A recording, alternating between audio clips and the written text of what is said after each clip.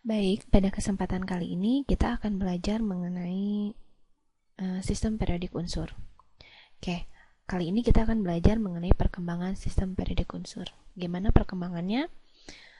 Pertama kali oleh kimiawan Arab dan Persia, mereka mengelompokkan unsur itu berdasarkan sifat logam dan non-logamnya.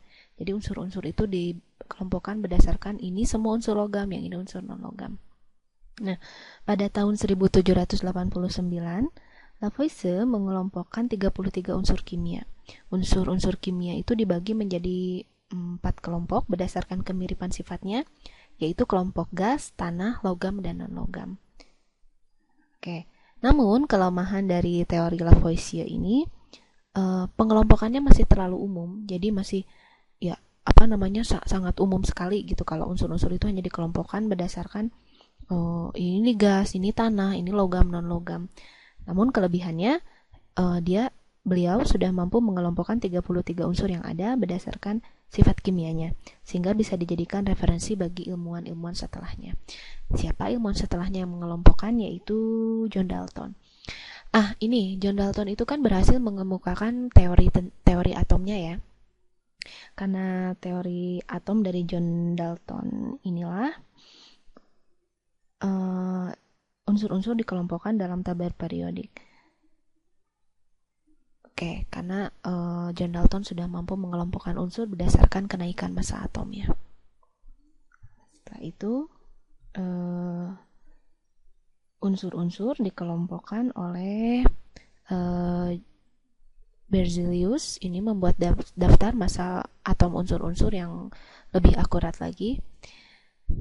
Nah, pada tahun 1829, Dubiner mengelompokkan unsur yang tiap kelompoknya terdiri dari 3 unsur yang mirip sifatnya. Oke, dia mengelompokkan berdasarkan kemiripan sifatnya. Jadi ia mengemukakan bahwa massa atom relatif strontium itu sangat dekat dengan massa rata-rata dari 2 unsur lain yang mirip dengan strontium, yaitu kalsium dan barium, dan juga mengemukakan beberapa kelompok unsur lainnya. Oke, tadi Dubiner menyimpulkan bahwa unsur-unsur dapat dikelompokkan ke dalam kelompok-kelompok 3 unsur yang disebut triad. Kelemahannya, pengelompokan unsur ini kurang efisien dengan adanya beberapa unsur lain dan tidak termasuk dalam kelompok triad, padahal sifatnya sama dengan unsur yang kelompok triad tersebut. Namun kelebihannya, keteraturan setiap unsur yang sifatnya mirip massa atom unsur yang kedua merupakan massa atom rata-rata dari massa atom unsur pertama dan ketiga. Oke, kemudian pengelompokan unsur-unsur tersebut dikembangkan oleh Newlands. Ialah ilmuwan dari Inggris. Ia merupakan orang pertama yang mengelompokkan unsur-unsur berdasarkan kenaikan massa atom relatifnya. Oke, Newlands mengumumkan penemuannya yang disebut hukum oktav. Apa itu? Jadi ia menyatakan bahwa sifat-sifat unsur berubah secara teratur. Unsur pertama itu mirip dengan unsur ke-8, dan unsur kedua mirip dengan unsur ke-9, dan seterusnya. Di setiap 8 kali ya, hukum oktav. Disebut hukum oktav karena beliau mendapati bahwa sifat yang sama berulang pada setiap unsur ke-8 dalam susunan selanjutnya, dan pola ini menyerupai oktav musik katanya. Namun kelemahan dari teori ini adalah dalam kenyataannya masih ditemukan beberapa oktav yang isinya lebih dari 8 unsur, dan penggolongan ini tidak cocok untuk unsur yang massa atomnya sangat besar. Baru karena kelemahan itulah Rothameyer dan Mendeleev mengelompokkan unsur berdasarkan sistem periodik pertama berdasarkan kenaikan massa atom dan kemiripan sifat unsur. Kalau yang tadi kan hanya berdasarkan kenaikan nomor atomnya, kalau yang ini sudah berdasarkan kemiripannya juga. Ini pada tahun 1869, yaitu seorang sarjana asal Rusia, Mendeleev, dalam pengamatan 63 unsur yang sudah dikenalnya, dia menyimpulkan bahwa sifat-sifat unsur tersebut adalah fungsi periodik dari massa atom relatifnya. Artinya, jika unsur-unsur disusun berdasarkan kenaikan massa atom relatifnya, maka sifat tertentu akan berulang secara periodik. Mendeleev menetapkan unsur-unsur yang mempunyai kemiripan sifat dalam satu lajur vertikal yang disebut dengan golongan, lajur-lajur horizontal, yaitu lajur unsur berdasarkan kenaikan massa atom relatifnya. Ya, ini disebut periode daftar periodik Mendeleev yang dipublikasikan pada tahun 1872. Nah, namun teori ini juga ada kelemahannya. Kelemahannya itu masih terdapat unsur-unsur yang masanya lebih besar, letaknya di depan unsur yang masanya lebih kecil. Itu kelemahannya. Baru kemudian Moseley pada tahun 1913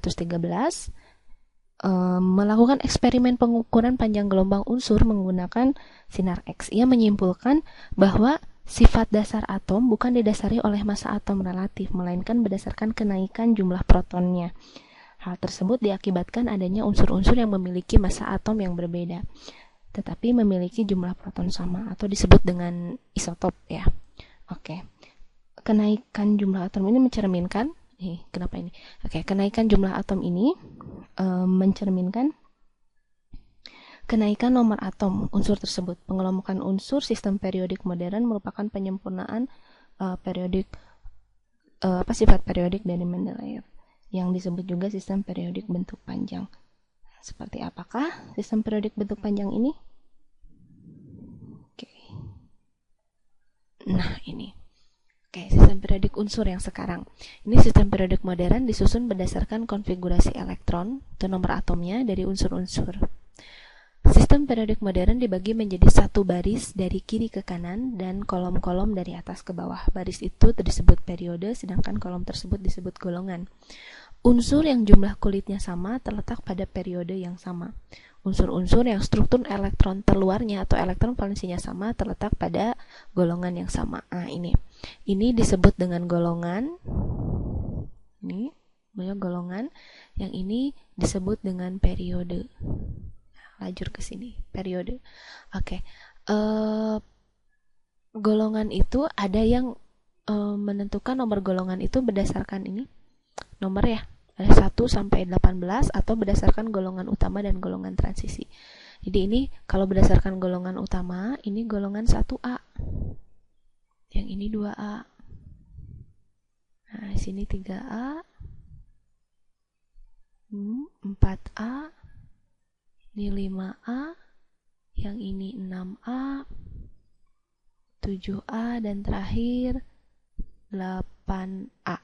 Nah, kalau yang ada di tengah-tengah ini disebut dengan unsur transisi. Ini logam transisi semua, mulai dari 3B, 4B, 5B, 6B,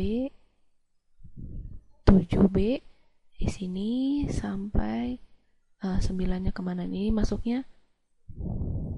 8B, ini 1B, yang ini 2B.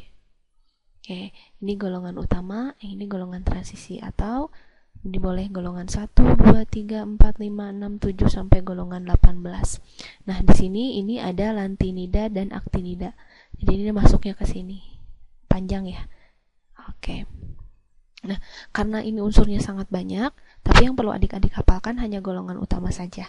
Kakak bantu ya bagaimana cara menghafalkannya. Oke, ini ada golongan 1A. Untuk memudahkan adik-adik menghafalkannya, golongan 1A itu kan unsurnya ada He, hidrogen, litium, natrium, kalium, rubidium, cesium, dan francium.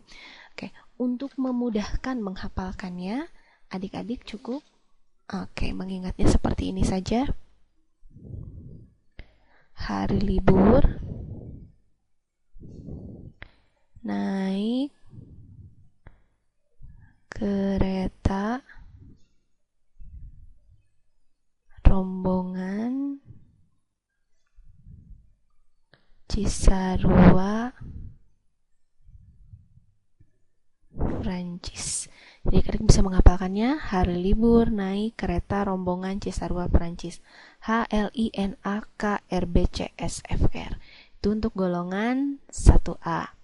Untuk golongan 2A, untuk memudahkan menghafalkannya, ini golongan 2A. Adik-adik bisa menghafalkannya dengan cara BE, BEMO, mogok, cari, serep ban radial. Oke. B E M G C A S R B A R A. Jadi bemo mogok cari serep ban radial. Itu untuk golongan 2A. Untuk golongan 3A, oke, cara menghafalkannya ini golongan 3A. Cara menghafalkannya bersama Ali gagal injak telur. Jadi B A L G A I N T L, bersama Ali gagal injak telur. Oke, selanjutnya golongan 4A